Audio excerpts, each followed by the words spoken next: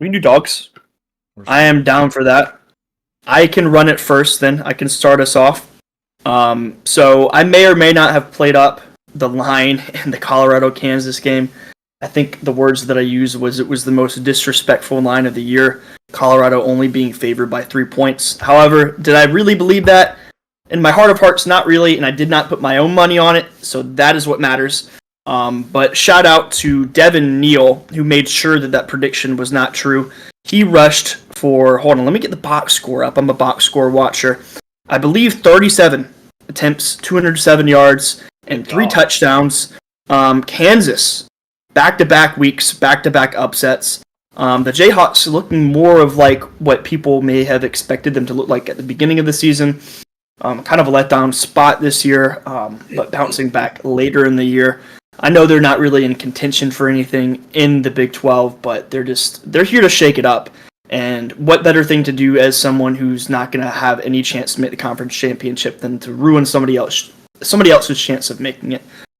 So I got to give props to Devin Neal, give it to a running back other than Ashton Denty, who has been a recipient of this reward himself or an honorary mention almost every single week that we've done this the entire season. So shout out to him, another running back. Yep. Just need Kansas to pull it off one more time because this is the time that I bet on them now. Yeah. Snagged them at 1.5 point dogs. They're currently 1.5 point favorites. That game's against Good who? timing. Just for the people at home.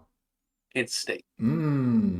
Is it Yeah. in Manhattan or is it in It is in Manhattan. Ooh, that. They're favorites in Manhattan. That's wild. They are now. It They opened opened as a dog. And opened as a slim dog. Yeah. Yes.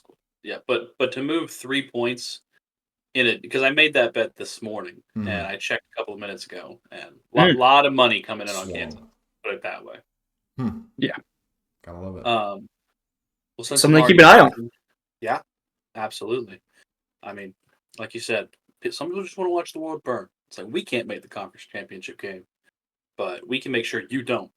So anyway, keeping it in the running back room, I'm going to have to go to my lock of the week from this past week, which cleared no problem at all. Shout out to Jeremiah Love for making sure that happened. Carried the Notre Dame ground game on his back, 7 attempts, 130 yards. For those who can't do the quick math in their head, that's almost 19 yards a carry. And 2 touchdowns. So, Notre Dame is really trying to make up for that ugly, ugly, ugly loss to a bottom feeder MAC team in NIU. It's not like NIU's winning the MAC. They're like mid-level, lower mid-level, and they understand they're playing a beauty pageant now. And shout out to them. They took care of business. Yeah. No, that's all they can do is you beat every team by as much as you can, and I cannot emphasize enough how early they lost to NIU in the season is helping them so much. Go ahead and get out of the way. A lot of people forget that happened. So we'll see if the committee forgets come Selection Sunday, but if they keep doing what they're doing and everything pans out how it does, I think they're okay. Yep, I think so too. Yeah. Notre Dame, they wrap up their season against USC. Is that correct? I believe that is correct. Let me double check. Lincoln. And then yes. They travel to Southern Cal. In Lincoln's farewell game before he jumped ship for the NFL. Potentially some magic. Hey, clip that. We'll come back. Yeah. Currently 7.5 point favorites. Notre Dame? Yes. Okay. It could be one to keep an eye on, I think. We'll get to that later. I like that spread. That might be something I sprinkle a little bit of dough on. All right. Well, we just need to brand this as a running back award. The Heisman is a quarterback award. This is a running back award, dog of the week. I'm also staying in the running back room. Going down to good old Auburn, Alabama. Going with Jarquez Hunter in the 4 overtime victory over Texas A&M. Crazy game. I don't know if y'all watched this. We can get into it after this, but no, I missed this one. What happened? What a game. Jarquez Hunter basically accounted for all but 38 of Auburn's rushing yards. 28 carries, 130 yards, got into the end zone 3 times. Absolutely carried. And that final drive where Auburn tied up the game, his fingerprints were all over that final drive. With them marching down the field, they would not have won this game without him. So, Jarquez Hunter, congrats. Trophies in the mail. Be looking for it. On a side note, when a game goes into overtime like that, and you get down to the 2-point conversion portion of overtime, how is that kept track of statistically? Is it kept track of as is it just like 2-point conversions, or? That's a good question that I don't have the answer to. I think it would just be like if you scored a 2-point conversion, it's not being slotted as a touchdown or anything like that. Also, I don't know if this is a hot take. I don't love the 2-point shootout. No, we can. It takes away. I think. I don't know, man. It's not ball. It's not the ball I want to see. And it's the third overtime that starts in. Starts in third overtime. I think we could push that to the 4th or 5th overtime. That's all I'm saying. We can have that conversation now if you want to. Yeah. I don't know if y'all have takes on it or not. I just wanted to say if y'all didn't have anything that I don't love it. I don't love it either. I have a take. And let's hear it. I understand, you want to take care of player safety and you don't want, Jarquez Hunter or whoever playing double the amount of football simply because they went to overtime, like LSU, Texas A&M a couple of years ago. That was cinema, though. That was a fantastic game. This was too, but it lacked that certain luster there at the end, where the whole game just came down to a couple of 2-yard plays going back and forth. So, I was listening to the Big Bets on Campus earlier today, and they were discussing how they're okay. They don't like it, but they will swallow the medicine with keeping the overtime rule in the regular season. However, similar to the NFL, similar to the NHL, so on and so forth, you should adopt, if not the old system of the playoffs in the NFL, or the overtime rules in the playoffs, make a hybrid. And I think a good compromise would be, so currently they start at the 25 or the 20 in the first 25. overtime. 25. Okay, start at the 25 in the first overtime. Start at the 20 in the second overtime. 15, 10, so on and so forth. That's interesting. I haven't heard that take. No, we can workshop it. I'm open. I'm not shitting on it though. I mean, I would honestly prefer that to the 2-point conversions. I mean, I don't know. I agree. Part of me thinks that eventually, with how college football is aligning towards the NFL, they might just adopt the NFL overtime system. Just kick it off, let them play. I was personally a fan of the OG overtime rules, the back and forth from the 25. Yes, you got your every now and again Texas A&M, LSU 7 overtime game, but really, how much did that happen? I don't know. I don't think it was, to me, enough of that in volume to really warrant that change, personally. But I mean, I guess I get it when it comes to player safety and everything like that. It just, in the end, for it to come down to just a couple 2-point conversions seems a little bit cheap, almost like in soccer, it's like goal kicks or penalties. Excuse me. It's just I don't know. I would like to see it settled in a way that is more aligned with football, with the game. Yeah. Well, it's like in the NHL during the regular season, you play one truncated period of overtime. No, you play 2 short periods of overtime, and then if you still don't have a winner, then you go to a shootout in the regular season. In the postseason, you play a whole nother period. But it's sudden death, right? It's sudden death. Yeah, next goal wins. Yes, which I think is more representative of how hockey should be played. So I also think the sentiment should carry over to college football. At least in the playoffs. I agree with that. I saw a tweet that was like, this is a game that is played on a 100-yard field in 10-yard increments. Why are we leaving it up to 2-yard plays? Sudden death back and forth. It doesn't fit. And I think it was a mistake to change the rule in the first place. I remember the first one, it was like what, Penn State, Illinois. They had probably the Yes. first OT with the new rules, and it was weird. I don't know. It is weird. And I might be saying this as someone who struggles with it on College Football 25, but I feel like plays from the 2-yard line are weird. You know, I mean, everybody, if you're trying to throw the ball, Yeah. you just back up into the end zone 10 yards deep. You know, I mean, you got to get creative, in my opinion, on these 2-point tries, whether it's like a rub route or like something to get a guy open in a very confined area, much more confined than we would see in regular play. The execution has to be like, I mean, we saw it in A&M's last attempt. They ran Philly special, and you know, receiver slipped or the throw wasn't very good either way, incomplete. But you know. I think that's why they did it from the 2, is because it calls on offenses to be perfect. Yeah. But again, that's just not how the game is played. You know, you get 4 downs. All right, I'm sorry. I think you should, at the very least, I think you should put them on the 10 and say you got 4 downs. Yeah, I like that. Instead of, you know, put them at the 2 and you got 1 try. Honestly, I would be very happy with that compromise. That's good. First and goal from the 10. Good luck. First and goal from the 10. Yeah, I mean that even shortens it still. You Exactly.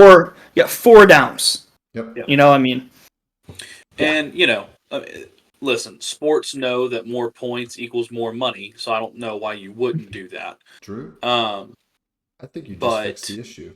That I really like that. Like third overtime, just go to the 10. 4 plays. There you go. Go to the 10. But yeah, and you know, I think that's why they put it at the 2, is because you can't just line up big ugly and you can't push it. Yeah. I mean, you probably can if your offense. Yeah, you won't see college football teams doing that, but I guess if you were really good at it, that'd be a little OP. But if your line is get under center, but if you get stuff, you're screwed. You're screwed. It's the one play. So yeah. So I don't know. I don't like it.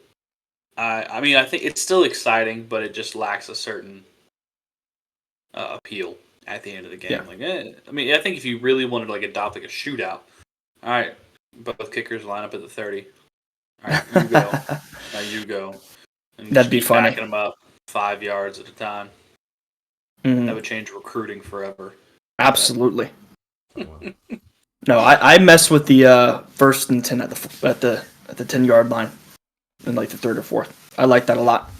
We should get I don't know who we need to get on the phone to get this idea to, but I like it. Greg Stanky seems to have a lot of I was about to say, there. We can start with Greg Stanky, yeah. Mm-hmm. Yeah. All the SEC propaganda we've seen out there. Mm-hmm. For sure. Speaking of the SEC. All right, yeah.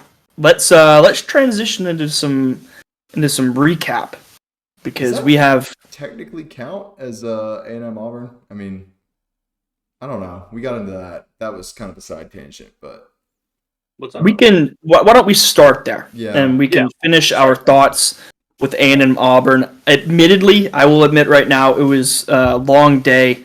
Was in bed watching this game. I fell asleep before overtime started, so I cannot attest to what happened in overtime. I know that Auburn came out hot. Was up 21-0 at one point, I believe, and let A&M come all the way back, and then did what they did in overtime with the 2-point shootout. All I'm going to say is Jordan Hare is good for at least one a year. No matter how good Auburn is or how bad they are, Jordan Hare is good for one, and that was it. Yep. What was the spread on this one?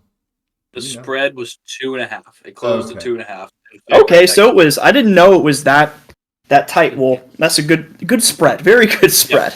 Yep. I almost pulled trig, but I was like, you know what? I mean, I was like, you know, if it was at Kyle Field, I would have pulled the trigger on Monday. Oh my God. Yeah, I would have absolutely done that if it was Kyle Field. But yeah, Auburn getting. I don't know who the hell taught Peyton Thorne how to throw the football to the team in his color uniforms, but it's a recent development for sure. It is. He figured that out, and it was beautiful. If I'm Auburn, I'm playing the tape from the first half over and over and over again because that was beauty. I mean, he played really well, especially for Peyton Thorne standards. I mean, man went 19 for 31 for 301 and two Hey, come on, he touchdowns. played. Yeah, he played. He played good enough. I had an adjective. Peyton Thorne is the Dollar General Stetson Bennett in my eyes. That's how I see him. Like, same kind of play style. Can put some spin on it when he has to, but Yeah. nowhere near as consistently. No. He's got some legs too. He can run the read option if you need him to. Just has a tough time throwing to the guys in the other color helmets. So Yeah, I mean, he had a sneaky, like you were saying, Drew, a sneaky 300 yards through the air. very Carson Beck of him. Very Carson Beck. Yeah. But, no, I mean, I'm glad everything started to come together. I know Hugh Freeze's offense is very RPO heavy. Mm-hmm. You can put quarterbacks in a tough spot when it comes to making those snap decisions, especially when you're running them at the volume that Auburn does. So it seems like maybe he's finally settling into that system. Unfortunately, it is the second to last game of the season that he is doing that, but it's good to see nonetheless. So they got it done. I mean, yeah, they accounted for almost 500 yards of offense, but that's a Hugh Freeze offense right there. That's a Hugh Freeze stat line. Yeah, that's when he's operating at his best. That's what it looks like. They're getting recruiting going too. It's been pretty good for Auburn in the past couple of weeks. Yeah, they've got the resources, man. I mean, they're bowl eligibility against Alabama. That's all I'm saying. It's in Bryant-Denny, but Bama's got nothing to play for. They do not necessarily. They have at large, but that's looking kind of a little bit murkier. I mean, that's a good we'll find out a lot. Yeah, we'll find out a lot more tomorrow night. Yeah, we will. We will. But yes, we can segue that into the Alabama-Oklahoma matchup, the other thriller of the Saturday evening slate. A much worse game. Not really competitive. Alabama got blanked. I mean, I blanked. They didn't get in the end zone. Milroe was not his usual self on the ground or through the air. They had him bottled up all evening, especially. I don't know what his rushing stats were, but I mean, he had. Right here.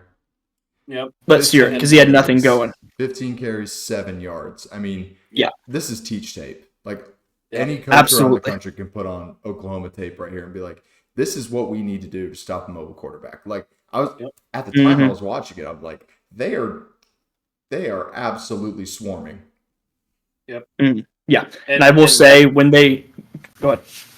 I was going to say that also included an 11-yard run. Like, no, he didn't have like a 45-yard jaunt like he did against LSU, but like he had at least one run that went for more than 10 yards. Yeah. So that's like 14 carries, -4 yards, essentially. Yeah. Mm-hmm. Insane. And 3 picks on top of that. I mean, he got swarmed. Yeah. He got swarmed. Blender. Mm-hmm. And I will say, as I can't speak to what Oklahoma fans feel, but if I am them, this is what I was expecting when I hired Brent Venables: is a dominant defense who flies around the field and gets it done. And that's what they did Saturday night. Outside of maybe a controversial call on a Ryan Williams touchdown, that could have been a touchdown. They didn't have really anything going on offense or any opportunity to even get in the end zone. It was insane to see. Yeah. Honestly, Alabama at this point in the season looked like they had at least turned some kind of corner. The worst offensive game they've had this season by far. Agree. Yeah. Oklahoma got their running game going too. Jackson Arnold ran for 131 yards, and then Xavier Robinson 107 and 2 touchdowns on the ground.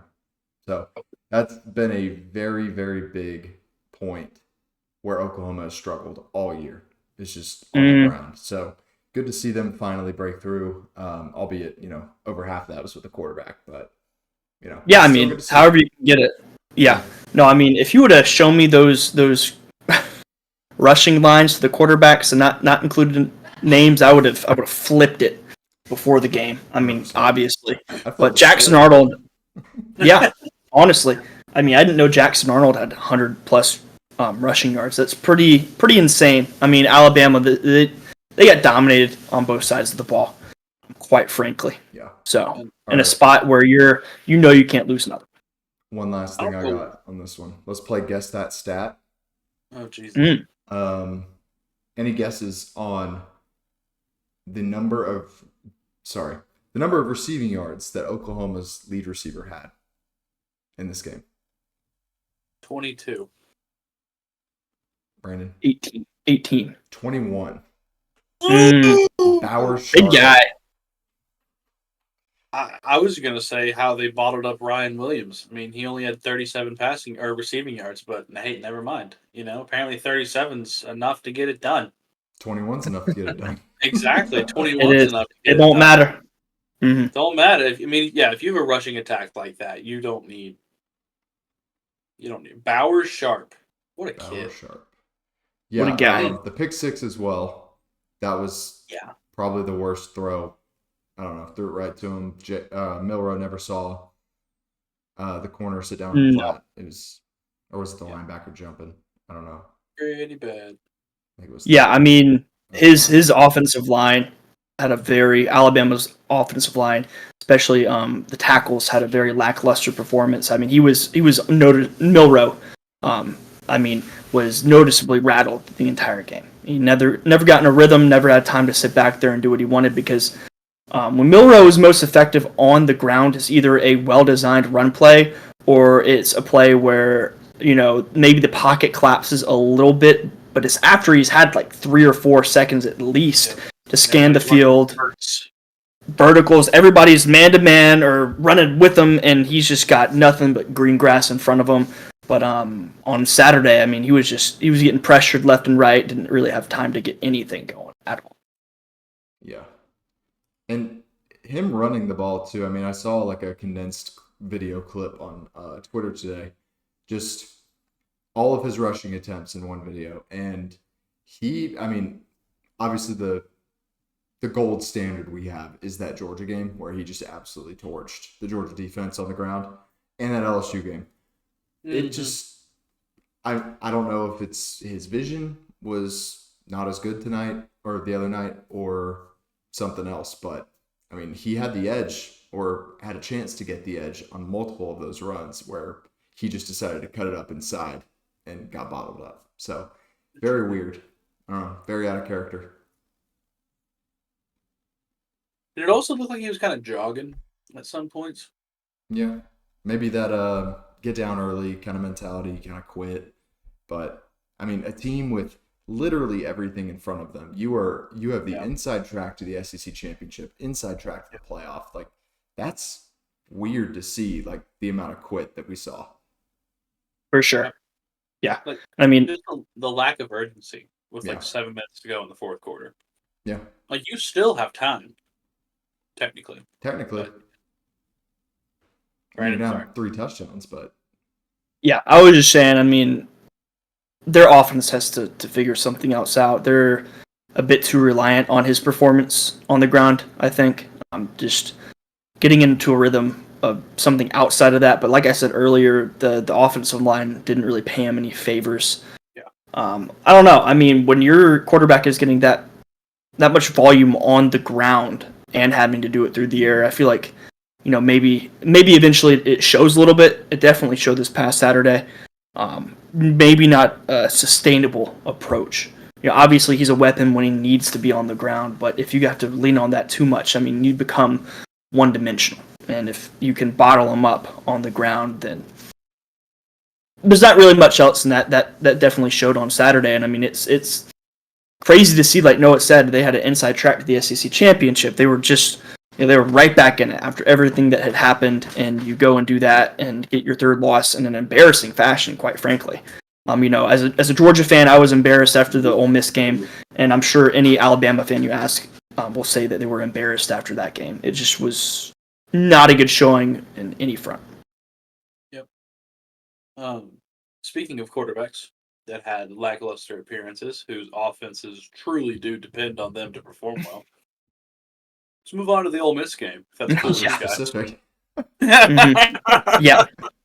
If you couldn't have already guessed, Yeah. yes.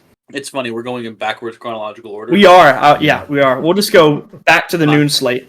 That's fine. But yes, so if you don't know what I'm talking about, for those at home that didn't watch this game because they figured that Ole Miss would win by 40 points, Jackson Dart went 24 for 41 for 323 yards and 2 touchdowns. And if I leave it at that, it sounds like he had a hell of a game. However, Hold on. Coupled with 71 rushing yards on 14 attempts. But the bad thing is they couldn't convert those into points, considering they went for it at least twice on 4th and short in the red zone that they did not get. And Jackson Dart threw 2 picks. So that's 4 drives where they came up empty on points, and that definitely came out in the final score, where they fell to bowl-eligible Billy, yeah. Florida Gators, Mm-hmm. 24 to Pop-Tart 17. Bowl participant. Hey, There you go. I was Better trying- than nothing. Yeah. I was trying to find the game script. Did you all see the end of this game? It was just absolute.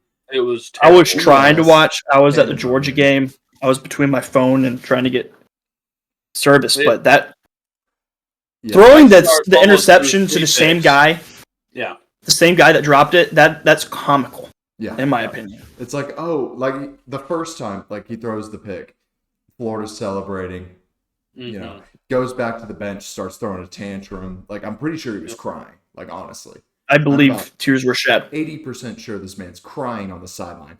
They go to review, ruling gets overturned. You have a second lease on life. You're down 7 points with the ball, pretty much at midfield. And what do? You throw a lollipop to the same guy and game over. Like, that was Like, the I don't know. roller coaster that was. Yeah. Before that final drive, he was playing fairly well. Yeah, like he had the 1 pick, but like again, like I mentioned, he had 71 rushing yards. And I'm pretty sure he also had 2 I'm pretty sure his 2 touchdowns were more than 40 yards apiece. So like he was it was a very hot and cold afternoon for Jackson. I mean, more And- than 300 passing yards. Like, that's a decent day no matter how you slice it. Exactly. It was just they just had trouble in the red zone. You know, I have been a champion lately of, you know, aggressive coaches going for it. However, I mean, I don't know, you do that when you're winning, you know, to extend a lead, you know, try to put the nail in the coffin, like Dan Campbell in the playoffs last year. I love him going for it. However, in that situation, you don't go for it. You take the points. Same with Lane here. The first time, okay, I completely understand it. Go for it. No harm, no foul. And then you don't get it. All right. Well, the next time I get down here, I'm going to kick the field goal and take the points. Not that it really would have made that big of a difference in the final score, but I don't know. My big problem with the Ole Miss offense in those situations is not the decision to go for it, it's the play call. Like, you are taking the ball out of your best player's hands in Jackson Dart, and you are putting them into the hands of some big sumbitch whose name I don't even know. I mean, I think it's JJ Pegues? Pegues? You? Piggy, I don't know. I don't The know. man 6'2", weighs 325 pounds. He's a senior defensive tackle. Like, He got Mhm. 6 carries, dude. What? I know. Yeah, he's their goal line back. They're And like that's They put him in on a 4th down against us. they Oh, did against us? because he got hurt. He got hurt in the Georgia game, but yes, he got a couple carries. Yeah, like he's their not only like, you know, red zone like goal line guy, but he's also, you know, 4th and 1 or 2, Yeah. and a cloud of dust right up the middle. You know, See, and that's the fucking problem. They didn't run it right up the middle. They tried to run fat ass off to the right. That's not how that's this some works. stupid shit. He's a D tackle. Get him north and south. This man should not be running halfback off tackle to the right. That's not how this works. I'd I argue don't know. he shouldn't have any wasted steps. He should take No! one or two steps forward, get the ball, and go straight. Maybe have a lead blocker, a fullback, a pulling guard, something. Something. Yeah, no, I agree. I did not see that play in question, but get north and south, son. Yes. Get them north and it's south between the tackles. It's not JJ's fault. No, I'm saying. Let me rephrase this. Get north and south lane. Let's run a halfback dive, maybe. Yes. Because there was one play where it was obviously drawn up for the right side of the offensive line to block down and kind of leave that defensive end just standing there like shitting his pants. And it almost looked like Jackson Dart was supposed to lay the block down.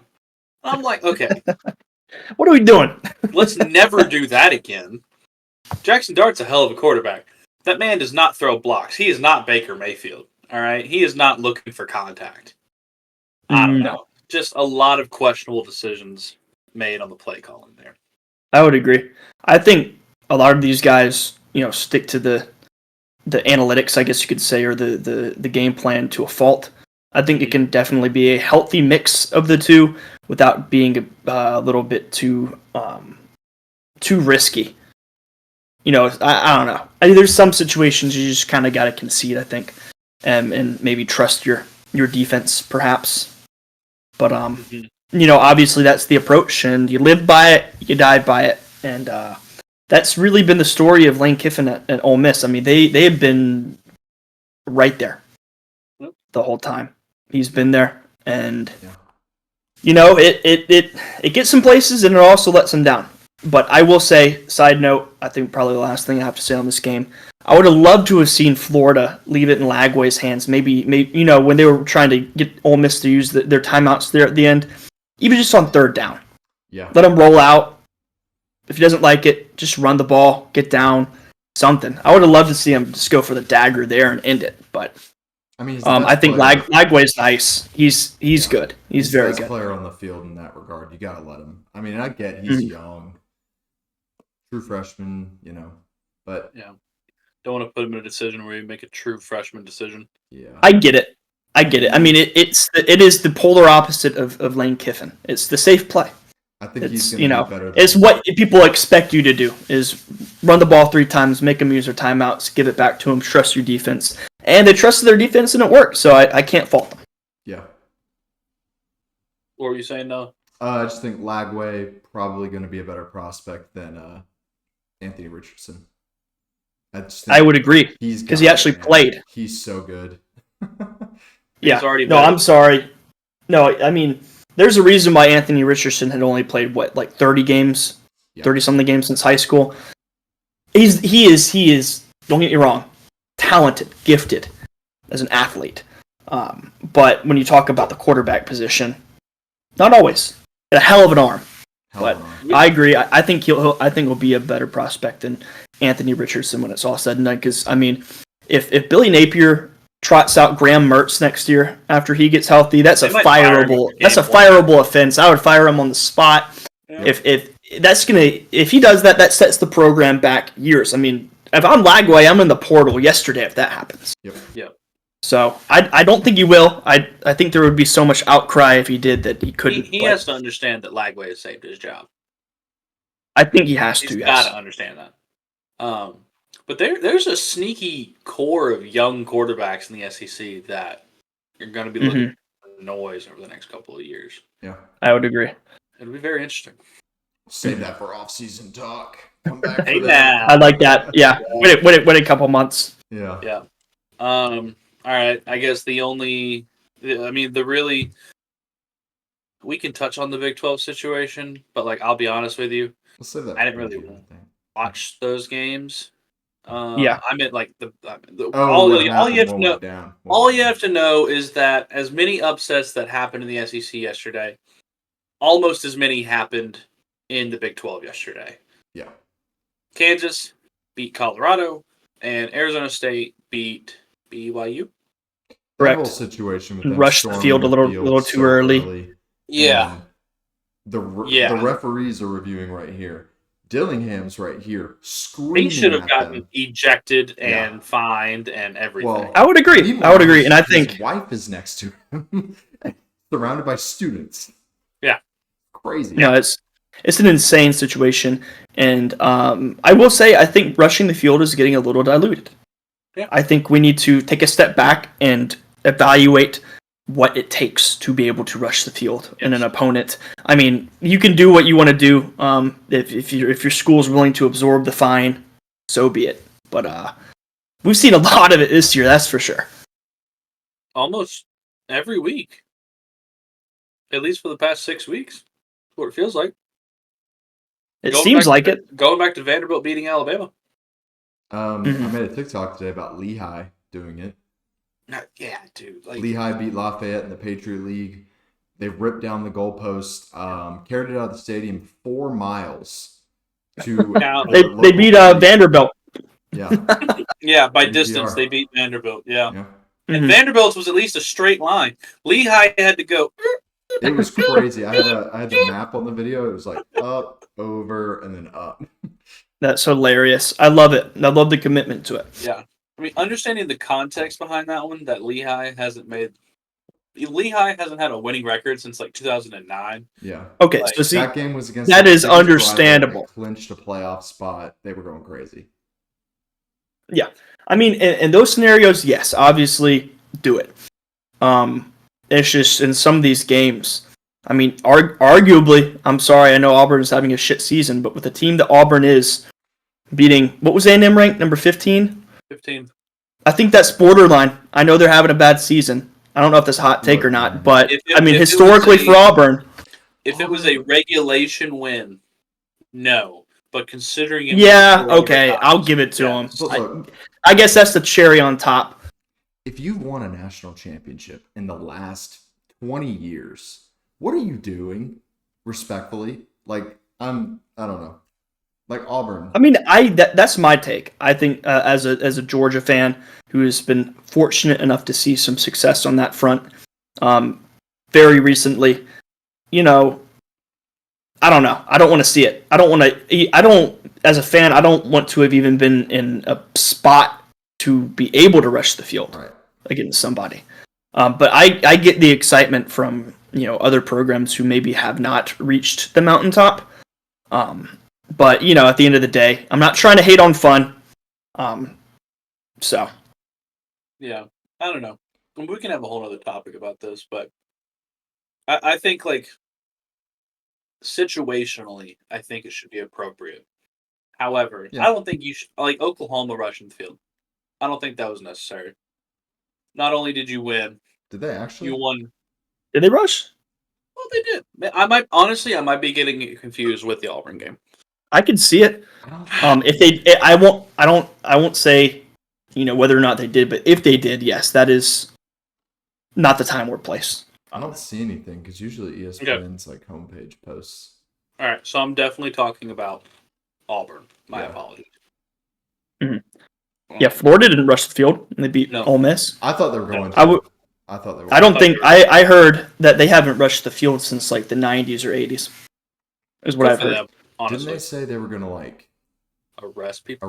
Yeah, my girlfriend was at the game, the LSU game, and that would not have been a rushable game in my opinion. However, Ole Miss, top 10 team, Florida getting bowl eligible, maybe more in the conversation of rushing the field in my opinion. But they had police officers lining the field. Then they flashed up a message and said, if anybody tried to do it, they'd be arrested. So I mean, some of these schools don't want to pay the fine, and I get it. It's a lot of money. So if you're not willing to do that, then don't even let them do it in the first place. Yeah, at some of these stadiums, I just don't know how you would logistically run the field. Alabama, it just is not there's like a 6 foot tall fence. You'd have to be fucking athletic to rush the field. Georgia, I mean, the hedge is the hedge. To be fair, you can single file into you got to go to the end zones. Yeah, unless you go over the hedges.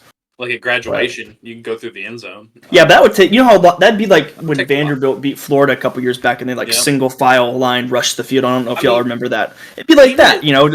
Yeah, like the non-student sections at Jordan Hare, like they have to. There's a fence, there's a hedge, there's a fence in the hedge. So like you're not having a good time. Like the only people that can rush the field are the students in the end zone. Yeah. But like I don't know. Again, Yeah. we can have that could be another That could be a video. off-season topic. Mm-hmm. Yeah, we won't spend too much longer on that. Yeah. We can recap. Do we want to touch on Indiana, Ohio State briefly? I don't know how much there is to talk about. Are we That's holding crazy. this against Indiana? Like this is their first real game against. I think you could have if all that shit didn't happen in the SEC. With all the carnage, I don't think there's any way they're getting left out. But had things held, I think it could have been a discussion. Yeah. They didn't get the. I wouldn't go as far as say they got the doors blown off. It wasn't really a competitive stretch down the. It wasn't really a competitive game down the stretch. However, I would say outclassed. That's the word. Yeah, They got I outclassed. mean, it was pretty clear. Yeah. To be honest, the separation between the two of them. Well, anytime you spot a team as talented as Ohio State, 14 points on special teams, things just aren't going to go well for you. And that's one of the bigger phases. I think you can see differences in depth and athletes on a team or special teams, and it showed. Yes. Getting a punt returned and the bad snap and all that jazz. Yep. But I mean, I'll be honest with you guys. I genuinely think if Indiana and Penn State played this Saturday, I think it would be a nail biter. I think it'd be a close game because how I felt about the Ohio State Indiana game is about how I felt at the end of the Penn State game when they played Ohio State. Like, yeah, Penn State only lost by, what was the final score? They lost by 8 points? I thought it was like 7, 24-17, something like that. I think it was like 7. They lost by a possession. But all three of us sitting here know that game felt like more than a possession because Ohio State fucked up in the red zone. Yeah. Yes. They said, fuck you. Well, Penn State fucked up in the red zone. And well, I mean, they both did. Ohio State left the on the board for sure. That's true. That's true. It did feel like Ohio State definitely controlled more of the game than the scoreboard showed. Agreed. Especially at the end when Ohio State held onto the ball for almost 7 minutes and just said, screw you guys, we're going to get out of here with a win because we know that's all we need to do. Mm-hmm. I don't know. I think Indiana showed flashes in the first half, especially in the first quarter. However, like y'all mentioned, the depth might not be there for Indiana just yet, but I still think they're deserving of a playoff spot, especially with what happened to the SEC on Saturday. Absolutely. Yeah. Like I said, I think it'd be a very interesting conversation if, the favorites had won on Saturday, what that would look like for them. Mm-hmm. However, in this spot, there's really no way they get left out. And I mean, I think they could, I think they're in a spot where they can improve. And, loss at this point in the season, luckily enough, is not a death sentence for the postseason. And Cignetti is a good coach. So I think they could be more than competitive with pretty much any team they get matched up with in the playoff. I know the fear is that they get in the playoff, they get their doors blown off immediately, and it's a waste of a playoff spot. And some other SEC team should get it. And as much of a SEC homer as I am, there's so many 3-loss teams in the SEC that 3 losses even with 12 teams is like, damn, you can't be doing that. But we can talk more about that later. I mean, I'm down to talk about it now. That could be a good segue. Noah, do you have anything else to add on the Indiana Ohio State game? No, that's pretty much it. I mean, I think the consensus here, Cignetti is a very good fit for IU. It's just they do not yet have the horses to compete with a team like Ohio State. It's year 1, boys. Yep. The man has had 0. I mean, you said the same thing about Kirby. It's just it's going to take time. Yeah. Yep. Mm-hmm. No, I mean, for a year one head coach at a historically bad program, I don't really think you could ask for much more. Even if they say that they go and they make the playoff and they get beat, Just take 11 making the 1. playoff in your first year is a major accomplishment. Even in the expanded playoff era, they were picked to finish second to last in the Big Ten.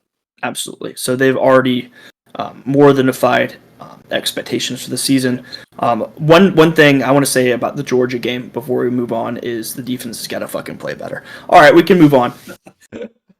I had to say something. I was there. Yeah. It was not a fun watch the first quarter or two. Offense came to play. Defense didn't come to play. Yep. Got to be better. If it gives you any solace, the word on the street is that Kirby did not waste much time game planning for UMass. Now that still does not get explain it. broken I just tackles. want to see it. It doesn't explain I would agree. tackles. Execution. Yes. Execution. However, that's just the word on the street. I'm not saying that makes it better. I'm just saying it's not Possible even like UMass explanation. It's not even like UMass is a good Group of 5 team. No. Bad Group of 5 team, and they were winning at one point. Yeah, I mean, obviously it's noon kick against UMass. I get it. The boys are sleepwalking. I understand. Not a great showing from the defense. Offense flashes. Tight ends are very good to throw the ball to. Ben Jurasic actually looks like a cognitively aware football player, which is awesome to see. Anyways, we won't dwell on that. I just had to get a few things off my chest. No. I mean, since you were there, you're more than welcome to have an opinion on the game, obviously. And that was Georgia talk. Yep, right. There you go. That was short and sweet. So anybody viewing who isn't Georgia fans this week, there you go. We're not going to talk about the Dawgs. Just that like 2-minute spiel. If this is what you came for. Okay. All right, moving on.